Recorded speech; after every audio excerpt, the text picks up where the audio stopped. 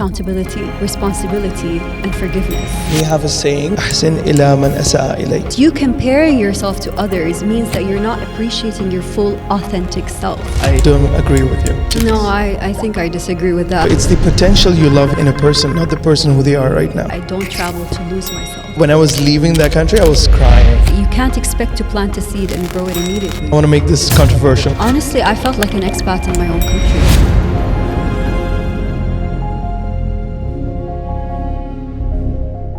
What is up, people of this universe? Welcome back to yet another episode of Brew with Abdu. In today's episode, we have a truly inspiring guest with us. But before we jump into this amazing conversation, I wanted to take a moment to introduce our guest properly. Our guest today is Fatema, the founder of the Qesati Community. Fatema started Qesati during the challenging times of 2020 when the world felt disconnected. She saw a need for a space where people could freely share their experiences without the fear of judgment. Qesati was born out of this need for connection and community, not just during the pandemic, but with a bigger purpose of encouraging storytelling in Kuwait. Through Qesati, people found a place to express themselves, understand each other in a better way, and realize that they are not alone in the tough times. It's been an incredible journey for Fatema, connecting the like-minded individuals who might have struggled to fit into the society. Her drive to create Qesati came from her own difficult experiences back in 2019, which she shares in the podcast. Today's discussion will revolve around mental health, personal growth, and the power of sharing our stories. And now, without a further ado, let's jump right into our conversation and listen to what she has to say. Every time you ask yourself, I don't know what to do, the answer is already within yourself. You just kind of have to tap in. And some people are able to tap in a lot easier than others because they're so in touch with themselves. But because we have so many distractions around us sometimes, and with our jobs and our daily lives and routines, it's really hard to kind of stay still and really listen to our inner thoughts and to really listen to the voice within, because that is the direction that is always leading you to where you need to be. So during that time, I really try to listen to that inner voice. And that inner voice, I've come to realize, never lets you down. It might lead you to a path that would seem like it's suffering. It may seem like it's a very difficult, sticky path. But that path always leads to something better if you kind of open yourself up to that. And I think that is what inspired me to become a better person. And that's when my mentality shifted from wanting to focus on myself to wanting to focus on being of service to others. Because I realized that in order for you to heal yourself, you have to feel like you're healing others in return, or giving back in a way. And I think that's what Qesati was derived from the idea that I want to be of service to others, and how can I do that? Because being of service to others, healing others is healing yourself. Absolutely. I truly believe in that. I brought in people and guest speakers through Qesati who said things that resonated deeply with people from the community, and immediately changed their, or not maybe immediately, but changed their perspectives in a way that they did not expect to think of certain things in a certain way, you know. So it really put things into perspective. And I've had guest speakers come up and tell me that a certain session changed their life, or a certain session gave them hope about a certain thing, or a certain session gave them answers to things that they were questioning. So that in itself is what's fulfilling about this. That's the idea of what it means to be of service to others. That's what it means, that I almost always feel so fulfilled after a Qesati session, because it just shows that I'm giving back in one way or another to the community. Right. Your story is so powerful. It's given me a lot of emotions right now. Have you shared this story with anyone else before this? I mean, not publicly. I don't think I've shared this publicly with everyone, but a lot of my close friends know about this. And I have close friends who have seen me go through that rough patch in my life. And that rough patch was just one rough patch out of so many different rough patches that we go through in our lives. You know, it's all about hitting rock bottom and going and kind of picking yourself up again. It's always about, it's the reason why you choose to pick yourself up again is the thing that is the lesson basically in that. So everything that makes you get up again, that's when you realize something new about yourself or about the things around you that make you want to become a better person or want to give back in a way. Correct. Whether to yourself, whether to the people you love, or even back to the community. Obviously, there's a lot of layers to everything.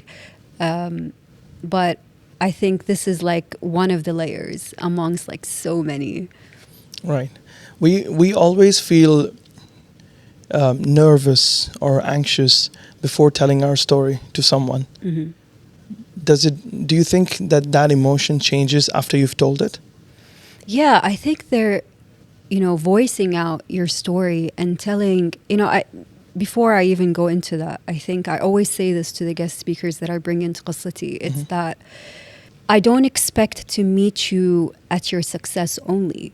I expect to meet you wherever you are at right now.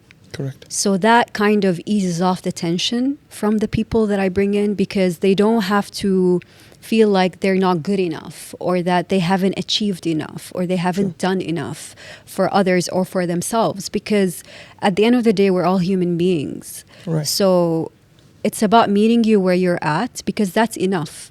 And your story of struggle is someone else's story of struggle. It might be a little bit different, but we all go through similar situations that make us feel connected to other human beings. So telling your story is always scary. And I think this is something that we were discussing prior to this session as well, where I was nervous to sit here and share my story today. It's because it's not easy to be vulnerable. Absolutely. Maybe it's easy to be vulnerable with people that you already know. True. And that you've known for years, and they know the ins and outs of your life, and they know your character and the evolvement of that character over the years. Correct. But to sit and share your story, especially with strangers, there's a lot of risk. It's a double-edged sword, because you don't know if it's going to be reciprocated or actually appreciated or received in the best way possible, or will you be faced with judgment, or will you be faced with criticism based off what you're saying? These are always factors that are at the back of everyone's mind, because we're just human. No one's perfect. And I truly believe that everyone's a work in progress. I'm constantly a work in progress, and I think I'm always going to be a work in progress for the rest of my life. I don't think anyone's ever complete. So to be vulnerable and to have this fear of sharing your story is actually completely normal. I would be very worried if someone was not, because it means that you're so sure of yourself that you're not willing to kind of even question yourself. I think it's important to question yourself every now and then. True. Because how else are you going to evolve? Growth comes out of the openness to receive new information that challenges you as a person.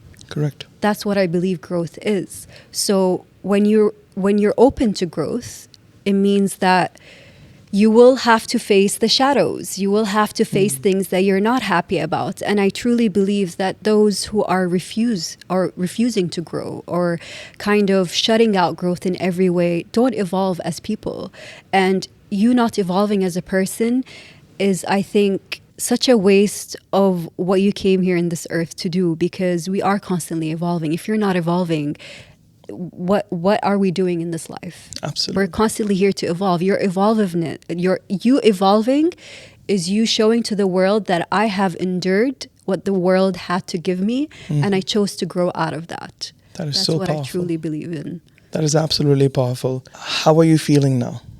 How am I feeling regarding what? Before the podcast and now, after sharing your initial story? I think this is something we also spoke about. We're two interviewers, right? we are both interviewers. So I think at first I was a little nervous because I didn't know what to say throughout the podcast. I didn't know what was going to come out. But I always appreciate spontaneous discussions. And I think that's what Qesati is all about as well, because spontaneous discussions always lead to or require the person to be very vulnerable in the moment and very fully present. True. And I think that's a beautiful thing, because when you're fully present, it means that you are meant to say the right things in this right time. Absolutely. You're in the right place in the right time to say that exact thing that's going to move at least one person in one way or another. And I always say this to the guest speakers, where don't worry about how many people show up to the session. Just be yourself, because if you impact one person out of everyone who's in the audience, you have already fulfilled your purpose. Correct. And I think that's a very good way to look at life generally. When you feel like you're not doing enough or you're not achieving enough in your life, it's always good to realize that even if you impact one person in your life, whether that's a family member, a friend, or even an act of kindness to a stranger, that in itself and that difference makes this person's world, you know, and you don't need to target thousands of people to make an impact. Sometimes targeting one person is impactful within itself. Also, I think when there are speakers on a stage, the first solution that they are given in terms of having confidence to speak in front of the crowd is to pick one person and talk to that person from the audience. So that connection is very impactful in that sense as well. Right. The idea of storytelling dates back to when humans were born. Of course. Right. Yeah. Storytelling is in everything. You can pick a stone and you can tell a certain level of story of that stone. Religion has story. Music has story. Movies have story. That's why we love all these things. Right. How do you take that storytelling in your life? So, in a way, when you look at the profile on Qesati, it says it's a safe space that brings people together using various forms of storytelling. Correct. So I think that's a very good point that you're mentioning there, because there are different ways to share your story. There isn't a certain way to share your story. Maybe your way of sharing your story is through conversation and dialogue. Correct. Another person's way of sharing their story is through painting or through movement or through music. You know, there are different ways to express yourself. Correct. And I think that is something that I've come to understand through Qesati, because not one way of storytelling works for everyone. Correct. And I think that's important to understand. And once you understand that, there's a level of acceptance towards others. There's a level of understanding towards others. There's a level of resonance as well, which I think is super beautiful. And how does that apply to me? It's a learning process for me as well. It's like me exposed to these kind of people who have different mediums of expression is an inspiration for me, because that opens my eyes to understanding and respecting their form of storytelling. Correct. Respecting that every human being comes into this earth without having to fit into one mold. We don't fit into every mold. Absolutely. I don't fit into one mold. You don't fit into one mold. And that's something you have to understand and accept, because that's what makes us stand out as people. That's what makes us special. And that might be a very hard lesson for a lot of people to learn, including myself. I think throughout my life, I've struggled to fit into the mold within society generally, because I wasn't born and raised in Kuwait. So I was born and raised, and I grew up in the United Arab Emirates, and that's still my home. So Sharjah is my home. Okay. And growing up there gave me a different perspective that's very different than my life here in Kuwait, where I lived there for 23 years. So my life really was originated there. I built my lifestyle there. I built my friendship circles. Right. I studied there. So everything was built there. And then I had to move to Kuwait back in 2017 because of a job opportunity that I received. And having to be Kuwaiti and to move into Kuwait was the most bizarre thing for me. And I didn't think it was going to be that difficult, but it actually was. Because you wouldn't think that the United Arab Emirates is very different than Kuwait, True. but actually it is different in many ways. Yes, it's a Gulf country. We share similar cultures, similar traditions. But I was around a circle of very multinational people generally. They were international people from all over the world, especially Dubai. There are people who come and go all the time, and I'm meeting new people constantly when I was there. And that gave me perspective on different cultures and different religions and different backgrounds and traditions. So that in itself was a cultural shock when I came to Kuwait. So to start from scratch, literally start my life from scratch, was, I think, one of the most difficult things I had to do, because I didn't have any friends. Yes, I have family here. I have cousins. I have my grandparents. But where are my friends? I didn't have anyone. I didn't know anything. And I'm going to be very honest. Until this day, I still use Google Maps. It's been like 7 years, but I still use Google Maps wherever I'm going, just to make sure that I'm taking the right route. But it was a cultural shock for me but also, as much as it was a cultural shock, I think that was a very pivotal time in my life, because moving to Kuwait really helped me direct my attention again to myself, understand myself a little bit better. What do I love to do? What do I like to do? Apart from, going to work and then going to train or going to work out after work. Who am I as a person? And I think that was an evolving process over time that I've come to discover in Kuwait. And I think Kuwait provided me with that. Right. Because Kuwait is a very community-based country, from what I've seen. It's about finding the right people and the right communities that resonate with you as a person. So when I came to Kuwait, you can imagine that I was in a very different mental space than where I am right now. So the kind of people that I was attracting were very different than the people that I have currently in my life. And Right. I always believe in that. I believe that the people in your life are a reflection of where you are at currently in your life. So if you don't know or are not sure about your energy, and if you're not sure of where you are currently in your life, look at the people around you. Really look at them. And when I say look at them, like look at their interests, look at their lifestyles, look at their routines, and understand which parts of yourself can you find in these people. And that is a very good indication of where you are right now in your life. So the people that I was attracting back then in my life they had different priorities. Their priorities were very scattered in a way. They prioritized, for example, when I first came to Kuwait, I joined the running club, and a lot of the people that I met during the running club were great people. But I realized they were very competitive. To them, it was all about competition. It was all about striving to be the best. It's all about me in a way. And I think that was where I was at that time of my life. I was young. I was still in my ego in a way. I was very stuck there. And I have to be honest about this. I realized that, especially after 2019, that's when the ego death kind of happened. I refer to it as an ego death because it was literally a death. It was like a rebirth of myself. And I think, and I do believe that we go through these rebirths throughout our lives multiple times. If you're open to it, you will die and come back as a newborn person in life constantly over and over again. So I was really in my ego at that time, and I embodied what these people around me embodied, which is about striving to be the best, striving to be kind of competitive in every way. And looking back at that right now, I did not like the person that I was at that time. I did not that I don't appreciate her, because she is still who I am in a way. She is still a part of me. Yeah. And we're not different people. It's just that she is a less evolved person of who I am right now. And I'm probably going to say the same thing about myself in a few years. Like, that girl on the podcast was a less evolved version than I am right now. And I hope that happens, actually, because that means that I was open to growth. Correct. It means that I was open to evolving. And I hope that happens consistently in my life, where people don't end up recognizing me often. Right. Or to the better. Not end up recognizing me, not to the worst, but to the better.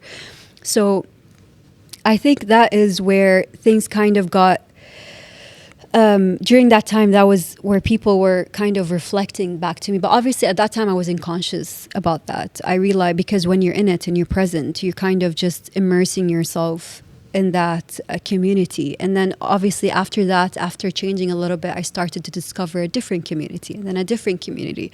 And that there were like different milestones that I had to kind of get through. It's like a video game, and like you unlock one level and you unlock a different level. Right. So that really felt that way, where it felt like I was unlocking different levels, and I still am until this day. So I truly believe that the person that I would have never thought to be the person she is today. I don't think she ever thought she would become like, I mean, I had an idea of what I wanted to become. I didn't know how. And I didn't realize that it would require, just like a tower, all of it for it to crumble in order, or like to shake my world in order to get there. Yep. It's funny, because sometimes they say, be careful what you ask for, because you might just get it. Yeah, because like you will get it, but at what cost? because Right. that will cost you. True. You want to become a better person. You want to achieve better. You want to achieve success. That will cost you a few things. It will cost you losing people. It will cost you losing yourself and then rebuilding yourself all over again.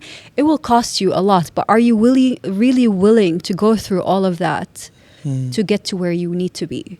Right. And I think that was the process of my life, where it always felt like I was shedding skin over and over again, just shedding that skin. And that created a lot of turbulence in my life. And I think not until recently, I think maybe 2 years ago, where I felt where things were kind of a little bit more stable. But prior to that, it just constantly felt like I was going through a constant period of healing. It was just, and when I say healing, I'm talking really reevaluating yourself, really sitting with yourself and understanding, why am I thinking like that?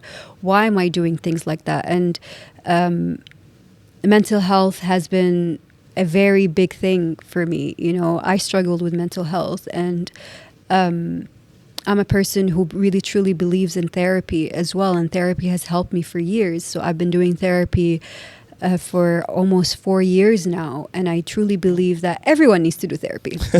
I don't care if someone says, I don't want to do therapy is not for me, or I'm not, there's nothing wrong with me. No, therapy is not for people who have anything wrong with them. Right. Therapy helps you understand yourself a little bit better. It's like what you would do with yourself when you sit with yourself and you would meditate, except that during therapy, you would sit and voice, similar to storytelling, you would sit and voice your situation to a person and kind of get a perspective on what you're going through. Also, I think sometimes when you speak, when you voice your issues, you get the solutions yourself. You don't even have for your therapist to tell you that these are the solutions. Exactly. Yeah. And I love my therapist. I think she's great. And she's not the kind that would advise. And I think that's what a good therapist would do. A good therapist wouldn't tell you what to do. They will, again, help you understand what you're saying, for you to internalize Correct. the thought and come up with a decision based off of that, which helps you, again, it gives you accountability.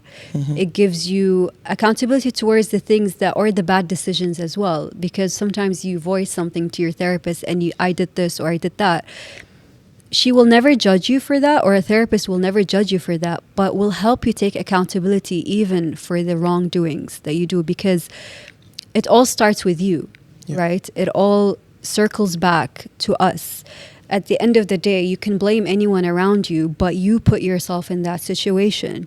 You chose to do this. Correct. Taking accountability for it is, I think, the beginning of healing, or the beginning of becoming a better person, because it shows that I take accountability or full responsibility for what has happened, and here's what I can do next time around to make it better. Right. So not taking accountability and not being responsible for our own actions is, I think, very self-destructive as well, because it shows that, again, it means that that person is very stuck in their ego. It means that that person is functioning out of a place of, I am right and everyone else is wrong.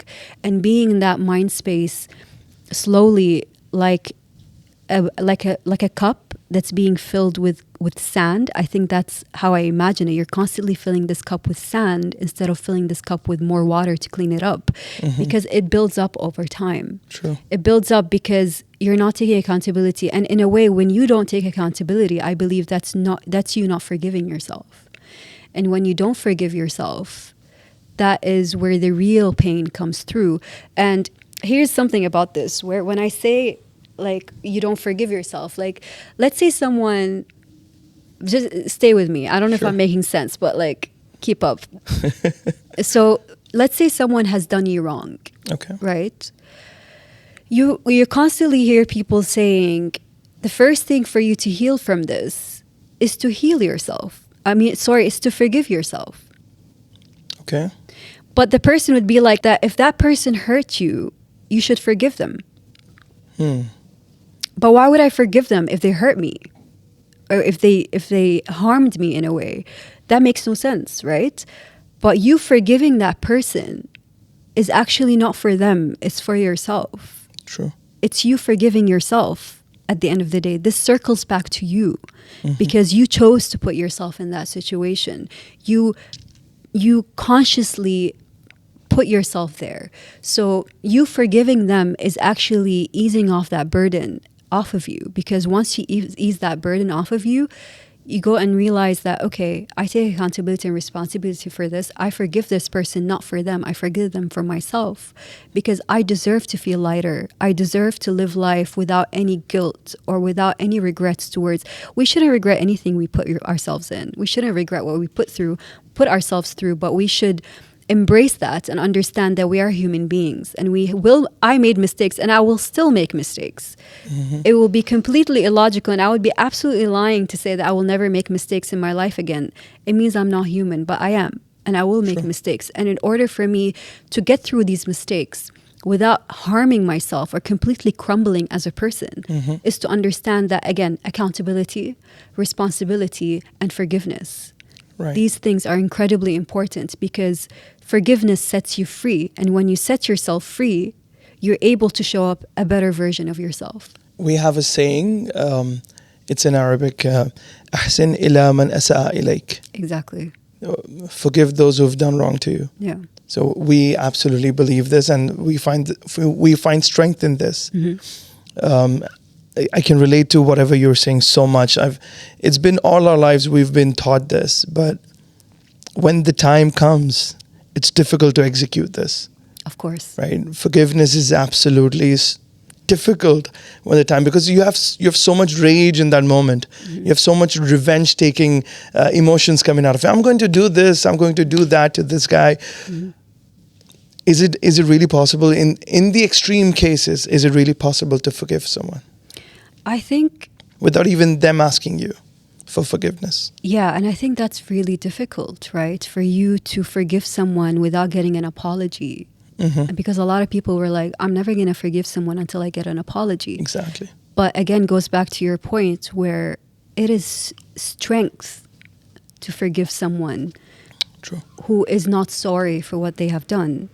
That in itself is immense strength, because again, you are fighting against the anger. You are fighting against the need to seek revenge or get vengeance. Like, they need to hurt just as much as I did. But in these situations, it is completely possible, because we need to remember that I am on my personal journey. This person's on their personal journey. They are just as unconscious as I was in that situation, as much as they were also unconscious.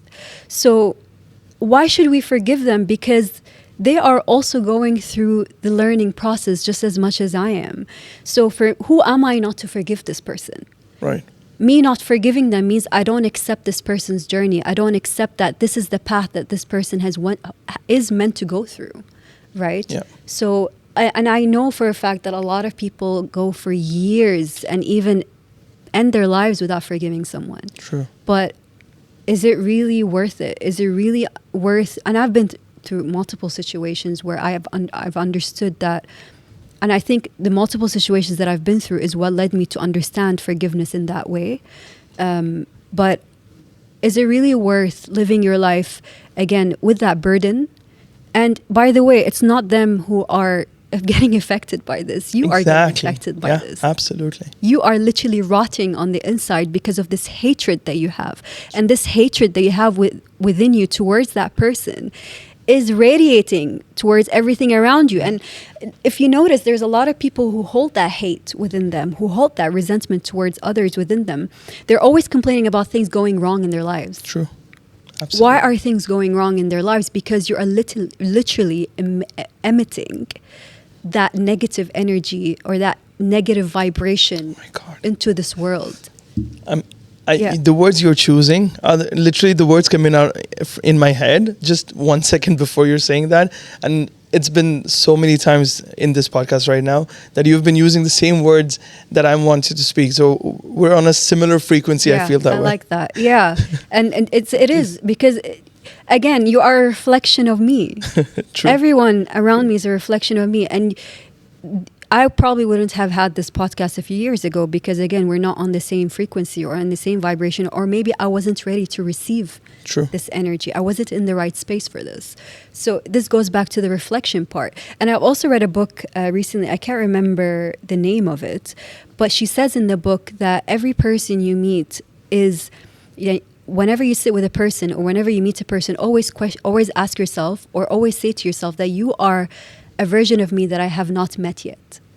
And I think that was the most beautiful thing that I read out of that book, because it is so true that sometimes you're just a person that I haven't met yet, or a person that represents a past self of myself, or a future version of myself, or a current self. Yeah. And I think we do live in this matrix where it's like we are constantly around people who represent different versions of ourselves, and we have to when you're aware of that, it's amazing. True. Because I truly believe that when you look at a person you admire, for example, you admire them so much. It's because there's a part of you that knows that they can achieve that, or what that person has. Because again, they might actually represent a version of yourself in the future. Absolutely. That you're about to achieve. And I truly believe that being surrounded by the right people or the most inspiring people is inspiration for you, because we are the manifestors of our own reality. We are the people that create our own reality. And when you have these kind of examples around you, it's like, oh, I like that. I want to become like that, but let me tweak it in a way and see what can I achieve? How can I become like that, but in my own version or in my own way, in my most authentic way possible.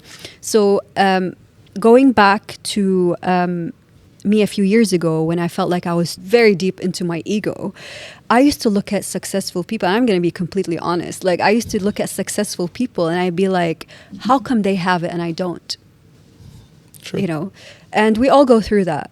We all go through this phase where, why can't I be that successful? How come they get it and I don't get it? But again, it's just not the right time for you. You're just not on the same frequency.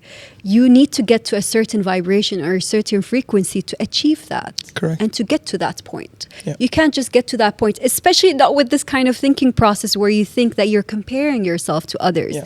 Because you comparing yourself to others means that you're not appreciating your full authentic self. And someone told me a few months ago, where if you're not appreciating your full authentic self, it means that you are literally self-sabotaging yourself. You're deceiving yourself. When you're deceiving yourself, it means that how do you expect people to be fully transparent and honest with you when you're not even honest with yourself? Correct. You know, so that's what I have to say about that. I think we like drifted in like different topics. I'm loving this. Like ins and outs. Tokyo drift. Discussion. Yeah, it's like forgiveness, and then like no frequency, and then vibrations. You know, there's so much that has been discussed. Yeah, I think that's the beauty about having this conversation. It's like when you're sitting with your friend, you don't stick to one topic. It's like you're picking and choosing everything that you want to talk about. Yeah. So I think that's the beauty of having a spontaneous podcast. Exactly. I want to circle back to, that's why we love the idea of heroes, the concept of heroism, right? Like, it's not that he's a hero, it's that I could be this saving someone else. So it's the reflection of us in their image is what we love about heroes. Yeah. That's why superhero movies work so well. Like, I think the most loved movies are superhero movies in everyone's lives. I remember a saying from Dr. Jordan Peterson. Yeah. He's a famous psychologist. He says, it's the strength that you have is not your strength of how you can instill harm in someone else, but how you can control that strength of instilling harm on someone else. Yeah. Right? Like, if I can hurt you, that's not strength. But if I can control myself from hurting you, that is a far bigger strength that I have. Absolutely. And I think when it comes to, you're touching upon a very important point about the heroism and about how we tend to idolize people around us. I don't think that growing up I've ever looked at maybe an actor or someone that I completely looked up to. And I think that is something that I'm trying to achieve as a person now. I'm trying to get back to that self. Okay. Meaning that growing up as children, I think we can all relate to that, where we were our own muse. You know, we enjoyed our own company in a way. We played with our toys. We would roam free. We were our most authentic selves as children. True. And that is the core of who we are. And I think as adults, we grow up wanting to find pieces of ourselves amongst all this facade that we go through. The programming, the culture, the traditions, what my parents want me to be like, what my siblings think of me, you know, all these things kind of overlap who you are as a person. And I think I am currently in that space in my life where I'm not looking for someone as an idol. I'm not looking for someone as a hero. I am trying to build this persona about myself where I become my own muse, in a way where I become my own source of inspiration. And that's why one of my favorite people of all time, who I really respect in a way, who I also, in a way, I used to kind of really admire in a way, is Frida Kahlo, the artist, right? She has gone through a lot in her life, and she used to always say that I am my own muse, despite what she was going through, where her husband cheated on her with her sister. She got crippled and got into a car accident and lost her functionality to walk. But despite all of that, her strength and resilience and what she went through, again, reflected to me what I want to become. And when she said that I am my own muse, I saw myself in that. I saw myself that all my life, I never looked up to someone, but she was able to articulate to me something that I now understand, because I always wanted to become my own muse. Right. But I've struggled so much with that, so much, because I've always been put in a situation where people wanted me to become a certain person, Right. that I just can't be in society. I can't be that person. And because of that, I've let a lot of people down. I've let my parents down when it came to that, because I chose to kind of dance to my own rhythm. I've let some friends down. I've lost people because of that. And over time, I've come to realize that it's okay for that. And I was having this conversation with a friend the other day who was telling me that she's also in a different space in her life and she's losing a lot of people. And I told her that actually that's a good thing. It's not a bad thing. It means that you are evolving, and they just represent a past version of yourself. They don't represent the current version of yourself. The current version of yourself, or the person that you're becoming right now, they don't resonate with that. They don't align with that person. They only fit into the lifestyle of the person you were before. Sure. And that is completely okay, because we can't expect everyone to stick around as you evolve. Correct. Because again, we're constantly shedding skin, we're constantly evolving as people, and part of life is accepting that. It's accepting that I have my best friends who are always going to be there for me, but there are also people who will come and go like seasons. Right. You know, they are only there for seasons. They're not there for a lifetime. Sure. And that's something that I've also had to learn and accept over time the hard way. You know, and it's been a very interesting journey, I must say, so far. I have two questions from the previous topic you talked about.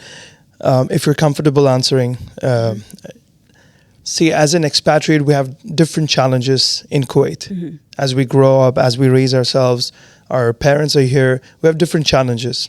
But as a citizen yourself, what challenges did you have to face specifically when you came back to Kuwait, starting a new life here from UAE?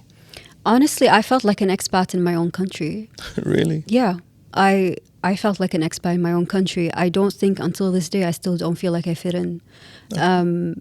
I think that is why it was such a big struggle for me, because I speak English mostly, and a lot of people in Kuwait, especially Kuwaitis, they don't, at least when I first came, or the kind of people that I was meeting at that time, did not appreciate someone who spoke English all the time. They were like, why are you speaking English? Oh, you're Kuwaiti. Why aren't you speaking Kuwaiti? Why aren't you speaking Arabic? Those were the kind of people that I was around at the beginning. Not anymore. Right now I have some really amazing people around me. But at that time, it made me feel very self-conscious about my Arabic. I felt like I didn't fit in, honestly. And even the way that I portrayed myself, the way I thought about things. It's funny that you say that because I went to an event, I think, early on when I first moved to Kuwait, and I met a person just throughout the event, just a brief interaction. And he was having a conversation with me, and I told him that I recently moved to Kuwait, and he's like, I can tell you didn't grow up here. And I was like, how did you know that I didn't grow up here? He's like, you're too nice. He literally said that. And he's like, you are too nice and too open, and people here are not like that. And I didn't realize that. I didn't realize that it was literally exuding out of me that I did not live here. And I think to a lot of people, they were a little confused about that as well, because they didn't realize that.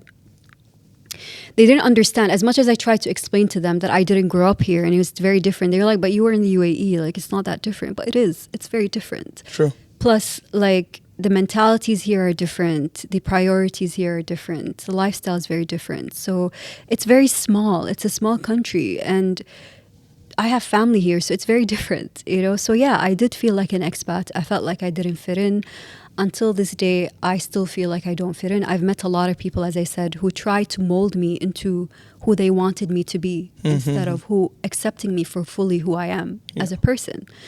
And that's hurtful because you want people to accept you for exactly who you are. And I, if I'm being honest, I still struggle with that until this day, where I still struggle sometimes with people to accept me fully for who I am, because it either challenges their belief systems, or it challenges where they are at currently in their lives, or it challenges them because, in a way, I'm so open and confrontational that it makes people so uncomfortable. Right. It's like, oh, okay, she's going to actually confront me about this. She's actually going to face me about this. And I've realized a lot of people like to kind of sweep things under the rug in Kuwait. I don't know if you've noticed that about the country here, where things are just swept under the rug. Let's not talk about this right now. Let's just sweep it under the rug. And then over time, what happens? The rug can't handle it anymore, and things kind of just explode. So yeah, I think it's been a struggle, but it has definitely gotten better over time. I want to challenge you on this one. I somewhat don't agree with you. Okay, I want to make this controversial, as you like it, all right? Again, going back to Dr. Jordan Peterson, he says that you don't love someone for who they are. You love someone for who they could be. I like that. Yeah. Yeah. So it's the potential you love in a person, not the person who they are right now. Yeah. So in a way, I agree with him more than I agree with you right now, respectfully, that you don't accept someone for completely who they are, because there is potential. Like you said, we're always shedding our skin, we're always evolving, we're always becoming better. So the potential is actually what we love in a person and not the person who they are today. Do you agree to this? No, I think I disagree with that. Okay. Yeah. Okay. Awesome. I disagree with that because, I think we tend, especially when it comes to relationships, when you're building a relationship with someone romantically, we do have a tendency to sometimes overlook who they are and refuse to accept them for who they are currently, and have this idea that we are into the potential of who they are, or kind of the idea of who we created about them in our heads, and not who they actually are. But that's why I think a lot of relationships fail, or in my case, did not work for me, because it's about, again, not being fully accepted for who I am, or me not fully accepting them for who they are. Because it's really hard for people to change.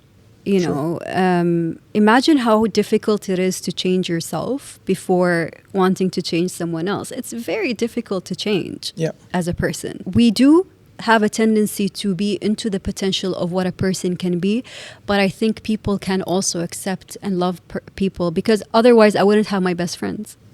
Right, my best I mean, in friend. the sense, not refusing them for their current state, but not accepting them today for the whole life. I don't think I understand that. Like you are a certain person today. The relationship you go into, that person accepts you who you are today, but they're really in love with you because of the potential they see in you. Not because they want to change you into a version that they like. Yeah, I think that is correct. But again, there is, again, goes back to my points where you can be into a person and because of the potential of who they become or are about to become, but you can also really like a person for who they are currently, fully and wholeheartedly. Absolutely. So I think it's debatable. I think it's like open to discussion. I think there's an element of truth to that, but also not fully. Okay. Not fully. Okay. Yeah. Another question I had was, would you have done Qesati if you had stayed back in UAE?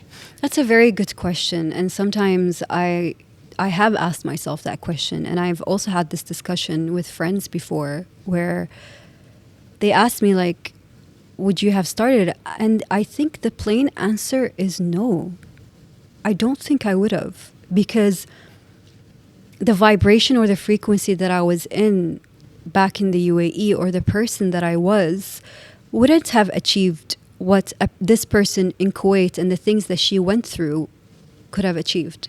I think the circumstances and the things that I had to go through and endure, especially being exposed to this country and starting from scratch, really all led to me starting Qesati in a way. And I don't think that would have been possible had I been back home in the UAE. It would have been very different. And I think Kuwait really created this kind of blank canvas for me to really explore and get as creative as possible, and to get different forms of inspiration around me. Other than the forms of inspiration that I've experienced in Kuwait, I love traveling. Traveling is huge for me.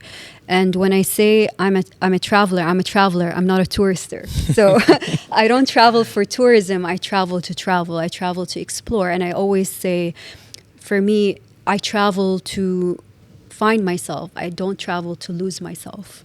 Right. And that means being exposed to different cultures and traditions of the country that I'm going through. And I love exploring countries that are not very out there or not very common.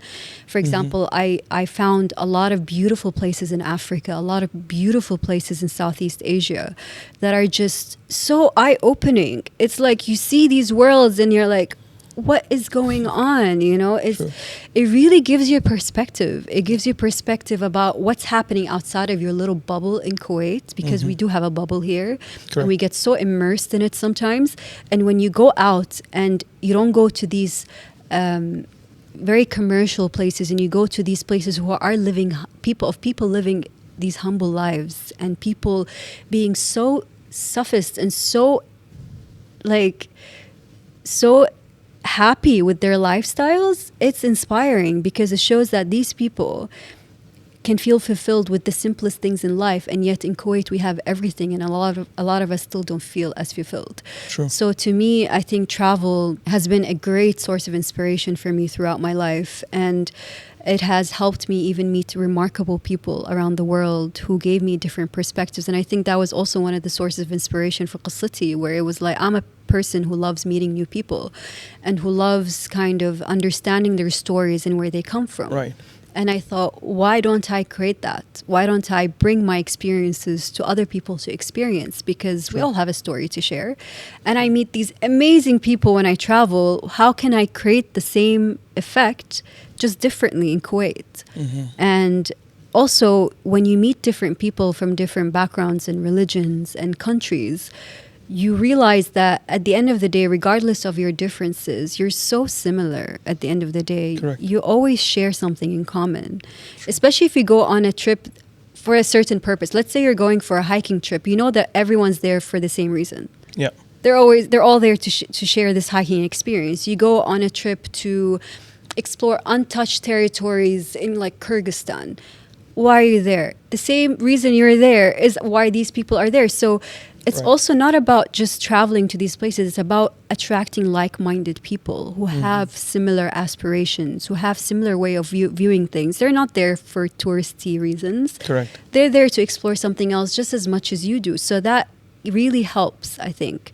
It's like, again, traveling to find yourself and not to lose yourself is amazing, because that way you, again, go and find yourself in all these people that you meet around the world, and it's just so inspiring and so incredible. Right. This reminds me of a story of myself.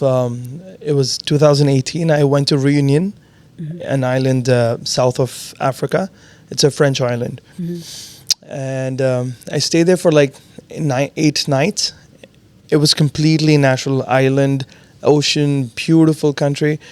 And I never traveled before that for like travel purpose. It was always like having vacation back to India, meeting my family, stuff like that.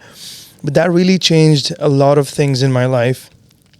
I remember when I was leaving that country, I was crying. It's like it had put a dent in me. It's like, this is nature, and I'm surrounded by everything. There's mountains, there's ocean, there's everything, and people are amazing. I have to go back to this life. That leaving that space and coming back to this space was absolutely horrifying, that moment. Travel is really amazing. It really changes a lot of your perspectives as well. Absolutely. I think and especially like when you travel to nature places, I truly believe there is healing in nature. Sure. Nature is naturally a teacher in many ways, so when you actively go to these places that have a lot of greenery and they have a lot of scenery, it's just incredible. You always come back rejuvenated. You always feel like you leave with like an empty kind of battery pack, but you come back like really like energized. And it's so unfortunate that Kuwait doesn't have that much greenery. I think it is moving towards that. I think it is becoming more sustainable as a country. I think we are improving in many ways. Right. But I think we still have a long way to go, because when you look at other countries, especially the UAE, I went to Sharjah recently and I saw the difference of how it was years ago and how it has become recently. It's crazy. It has changed so much, and there's an actual, like they put an intention into making the place greener and making it more livable for people, because how else are you going to live? You need to live in a place that provides you with that freedom to explore nature. And I think nature is very important. I think it has existed for like millions of years. And as human beings, we need to be around nature. Correct. We need to be in the outdoors. Obviously, sometimes the weather doesn't help, but the outdoors are, again, amazing teachers. And that's why I enjoy hiking so much. I enjoy mountains and being around just greenery, because it helps you stay present. That's one. But also it teaches you about yourself. Because again, like just like people, nature is a reflection of us. It's the simplest things in nature. I mean, I'm a huge fan of like National Geographic and like animal documentaries. I love these things because it shows you that there's a miracles in the little things around you. Everything is a reflection of our.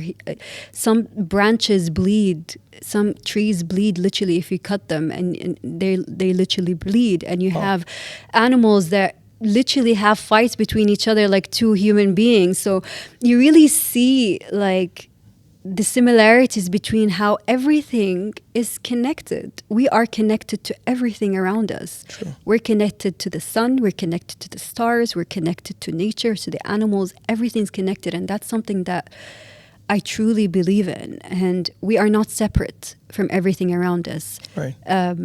If we think we are, we're not, because one action that you take towards a certain living thing is actually affecting the whole process, because it's affecting the whole cycle. Because again, it's a whole cycle. We are part of this cycle. And that's when a lot of people think that, if I do this, it's not going to affect anything, but it actually does. Right. I think it affects things in ways that you can't see all the time. Again, everything's a reflection. Everything is being reflected to us in many, many ways. Also, I think nature really helps you question your purpose of life. Yeah. Like, for example, you moved back to Kuwait, you had that blank space, you had that canvas on which you could write your story moving forward. So it really helped you question your purpose and gave you a direction. I think nature plays in a similar way because we're so busy in this rat race, always trying to, make money, make life, do something, that you never have that, you don't remove yourself from this 2D world, going outside, looking at the macro, you don't get that perspective in your daily life. But when you travel, when you have nature around you, you really question yourself, is what I'm doing the right thing for life, for my life and for my family? So I think in a lot of sense that it heals you. Yeah, it heals us. And it goes back to my point where nature is a teacher. And by that, what I mean is that nothing in nature is rushed. Everything happens in its own time, right? In the right time. Fruits ripe in the right time. Seasons happen in the right time.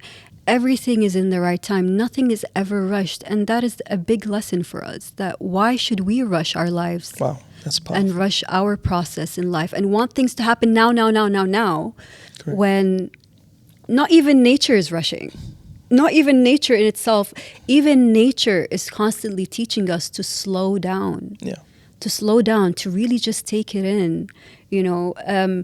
One of my favorite things that I've read about recently, or not recently, a very long time ago, where it's like the sun, we never complain about how hot or like how vibrant or how hot the sun is, or we never complain about how the moon is like. We just accept it. True. We accept that this is the process of the moon, this is the process of the sun, this is the process of everything around us. We accept it. We plant a seed and we don't expect it to grow immediately. Right. We accept it. So why don't we do that to ourselves as well? Why aren't we accepting our journeys and our processes just as much as we are accepting everything else around us? Right. So that's what I mean by nature as a teacher, because it really is. And it has so much to give energetically, but it also has so much to give in how we should function in life. Just, again, the sea represents to go with the waves, and sometimes the waves are going to be high, sometimes the waves or the tides are going to be low, and we have to kind of roll with the waves. I always say this, just roll with the waves. Rain means that it is followed by growth. It's followed by sprouting flowers and growing flowers. So there's a lot to learn from that. Is after the rain comes the, what do they say? Like after the rain comes the fall. No, so when the rain comes, it means that the daylight comes out, so the sun comes out. So it's just all connected, and it's also beautiful when you think about it that way. And that's something I had to learn. I had to learn that just to accept the process, accept that it's not my time yet. There are things that I want to achieve that I'm not there yet, but I will get there, but it's just not the right time. Just like nature. You can't expect to plant a seed and grow it immediately. Correct.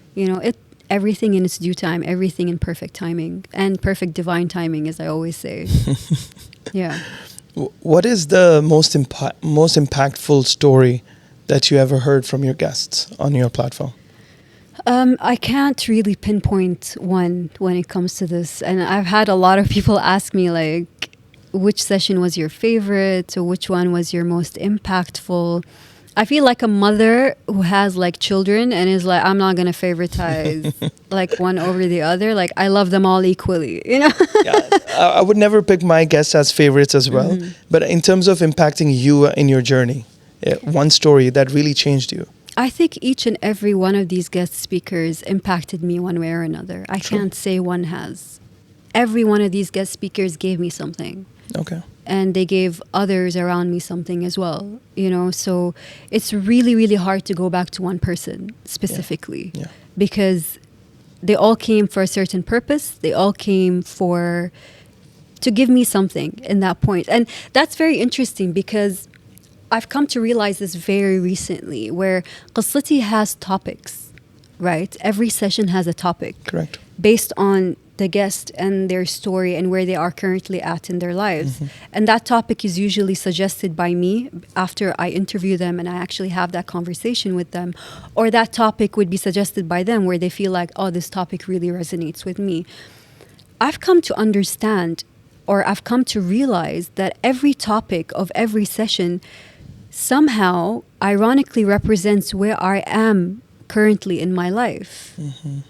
Interestingly enough. Yeah. It's like Qesati embodies me so much that it literally is a reflection of where I am at currently in my life. The latest session was boundaries and belonging.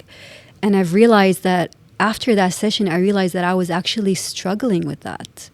And that was something that I was learning recently, where it's like, where do I set the boundaries in my life? How do I find that sense of belonging within myself? Right. So that happened multiple times where I would go back and be like, oh, wow, that session really came in the right time.